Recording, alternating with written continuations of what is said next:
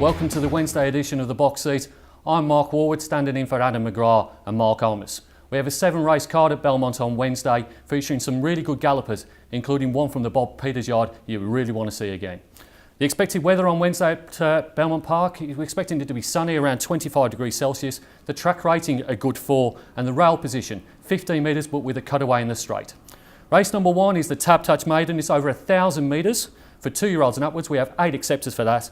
The replay horse we're going to look at is Double Edged. He was 4th at Belmont Park, over 1,000 metres on the last day of May. Bend and down on the inside it's Packer Pro and Double Edged on the outside though, reaching the lead. Double Edged at the 250, drew a half to 3/4 on Packer Pro, who's starting to fight back down the outside. Bridgie Bardot, and now trying to bullock its way clear is Imperial Venus. At the 100, Imperial Venus got through the opening and sprints to the lead from Bridgie Bardot. Packer Pro, too good for them though, Imperial Venus. A decent performance there from Double Edged. Ran out of tickets late in the run though. An on-speed gelding that made its way to the front last time out. It meets High Desire, who also runs in this race, a kilo worse for an 8-length gap at Northern, but I'm preferring to look somewhere else for the winner. Perhaps number 7, that's Lucky Linda Lulu.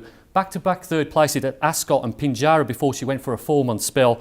Her length third behind Yeah Darty reads really well now that Geldon's come out and won another race in the city. I've got her on top. The other horses I'm interested in, number 2, Superfine. They paid $75,000 for this gelding, a Snitzel son. Finished at 8th of 8 at Ascot Racehorse before going for a spell, but close up second in a Belmont trial 9 days ago. Placed over course and distance last year, one to watch. The other horse, maybe number 5, Athermans. He won the second of his 2 trials before not being in the hunt in a maiden a few weeks ago.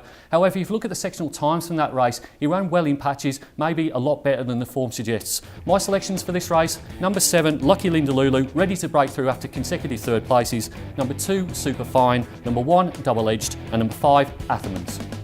Race number 2 at Belmont Park, jumping at 122, is the DeSonia Plate. It's over 1,400 metres, it's for 2-year-olds only, and there's 9 acceptors. The replay horses we're going to look at are Tractor and Can't Disguise.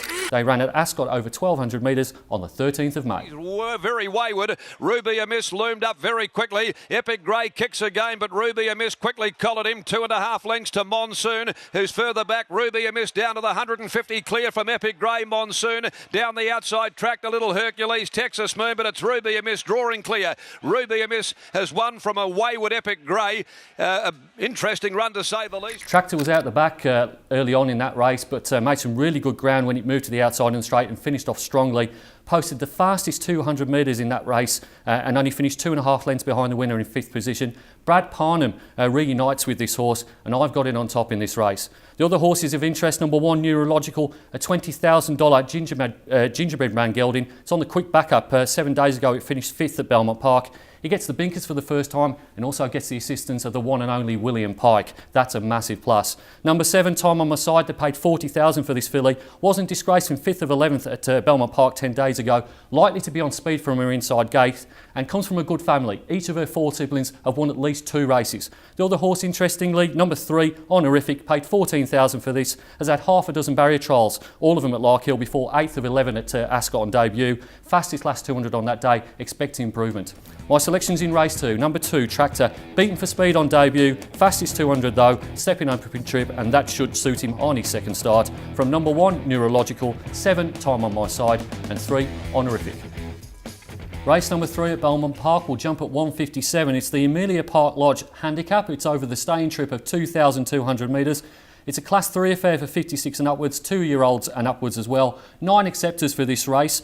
The horses we're going to look at in replay, well, there's 3 of them. Dance Master, Culverin and Gage. Keep an eye out for Dance Master and Culverin. They dead heated for second in this race at Ascot on the 10th of May. Skip Tracer led them at the cutaway. 300 left to go from 888. Dance Master looming down the outside. Then further back, Culverin, Rosewood Hill. 150 left to go. Dance Master swept up, grabbed the lead. Races away from 888. Skip Tracer further back, Rosewood Hill. It's finishing brilliantly. It's coming quickly. Dance Master, Rosewood Hill diving. Rosewood Hill and Dance Master split it together. A really competitive race there at Ascot. We're now at Belmont Park. Dance Master was 3rd upon entering in the straight and was collared on the line by Culverin, who flashed down the outside. Dance Master looking for his 4th victory, been knocking on the door, consecutive second places, both in town to Ascot and then Belmont Park. Belmont Park was the scene of his most recent win. That was in August 2006. It was on a rain-affected track. We're not expecting it to be a wet track on Wednesday though. Culverin placed at Group Company as a 3-year-old filly, now a 4-year-old mare. Hasn't won any of her last 13 races since saluting at Ascot in March 2016. That was under Randy Tan. He takes the ride on Wednesday. Other ones to look out for: Ginger Ninja and perhaps Alushi, backing up 7 days after finishing second over course and distance behind a winner, which the punters certainly didn't miss at Belmont Park. He looks the stronger of the 2 Paul Jordan runners in the race, with Craig Staples taking the ride.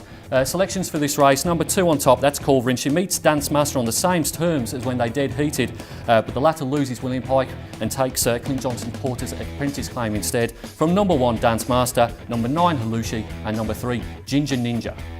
Race number 4, the first leg of the quaddie at Belmont Park on Wednesday. It will jump at 2:37. It's the budget car and truck rental handicap over the sprint trip of 1,200 metres. It's for 3-year-olds with no Metro win in the last 12 months. 11 accepted, but number 9, Mad Mel, is out through as a scratching. The replay horse, it's Burning Magic from a Belmont Park barrier trial on the 29th of May. Wide, then Flying Tradie, who's back on the inside for Autier, then taken out wide as Percy Kiwa, and still that margin back to your Dreamer, who's last of all. The leader, Classy Survivor, out by 2.5 now, starting to come at him, Burning Magic, and right on the outside is Percy Kiwa.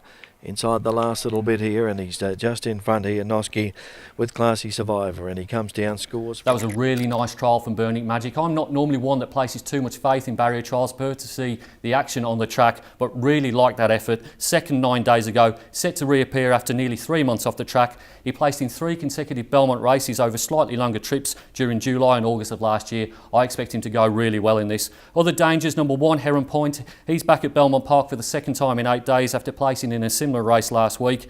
He's led in most of his races, and so being drawn wide may not be ideal, and he's also got the apprentice jockey Fred Kersley on his back. Number 4, Deadly Shot. That's a lightly raced 3-year-old gelding from the Simon Miller yard. He's placed in 3 of his starts, including both of his Belmont runs in 2016. He won a barrier trial 9 days ago. Expect him to be there or thereabouts. And probably the most interesting run in the race is number 7, Party Bus, a debutant from the Miller yard as well, a full brother of Venga Bus. My selections in this race: number 10, Burning Magic. Really like the trial in which Stephen Parnham really didn't move a muscle. Back to sprint trips after disappointing over middle distances. He's the one to beat. From number 4, Deadly Shot, 1, Heron Point, and 7, Party Bus.